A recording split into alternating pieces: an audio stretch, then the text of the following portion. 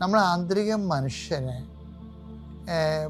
അതായത് ഈ നമ്മുടെ മതത്തിൻ്റെ രഹസ്യങ്ങൾ മഹത്വമാണെന്ന് പൗലോസ് പറയത്തില്ല. തിമോത്തി 3:16 നമ്മുടെ മതത്തിന്റെ രഹസ്യം കണ്ട നമ്മുടെ മതത്തിന്റെ രഹസ്യം ശ്രേഷ്ഠമാണെന്ന്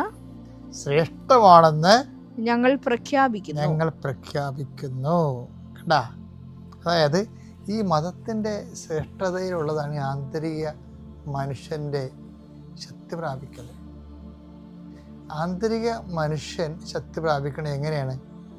ഈ ക്രിസ്തുവിന് ആന്തരിക മനുഷ്യൻ ശക്തി പ്രാപിച്ചത് യൂദാസ് ഒന്ന് ചുംബിച്ചപ്പോൾ അവൻ എന്താ വിളിച്ചത്? മത്തായി 26:49. അവൻ പെട്ടെന്ന് യേശുവിന്റെ അടുത്ത് ചെന്ന് ഗുരു സ്വസ്തി എന്ന് പറഞ്ഞു അവനെ ചുംബിച്ചു. യേശു അവനോട് ചോദിച്ചു, സ്നേഹിത, നീ എന്തിനാണ് വന്നത്? അപ്പൊ ഇത് വിഷയത്തില് ചുംബിച്ചത് എന്താണെന്നൊക്കെ ഈശോയ്ക്ക് അറിയാം. എന്താ കാര്യത്തിൽ അറിയാമെന്ന് വെച്ച് കഴിഞ്ഞാല് അതിന്റെ കാരണം തനിക്ക് സംഭവിക്കാനുള്ളതെല്ലാം അറിഞ്ഞിരുന്ന യേശു മുന്നോട്ട് വന്ന് അതങ്ങനെ വാക്കുണ്ട്.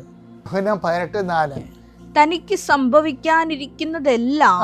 സംഭവിക്കാനിരിക്കുന്നതെല്ലാം അറിഞ്ഞിരുന്ന യേശു മുമ്പോട്ട് വന്ന് അവരോട് ചോദിച്ചു, നിങ്ങൾ ആരെയാണ് അന്വേഷിക്കുന്നത്?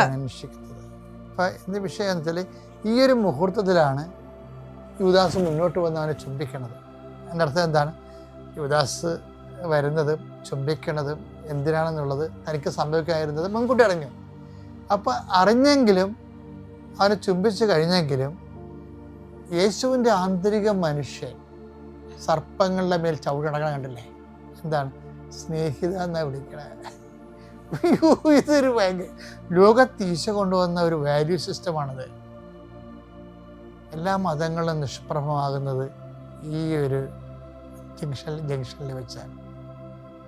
കാര്യം ഇതുപോലെ ഒരു മനുഷ്യനെ വാർത്തെടുക്കാൻ പറ്റത്തില്ല.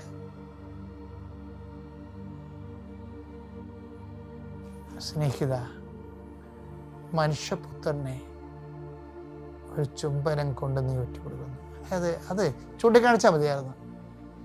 ഇവനിപ്പോൾ കൊല്ലണമെന്നെങ്കിൽ പോലും കർത്താവ് ഇവന് ചൂണ്ടിക്കാണിച്ചാൽ മതിയായിരുന്നു. ശരിക്കും പറഞ്ഞാൽ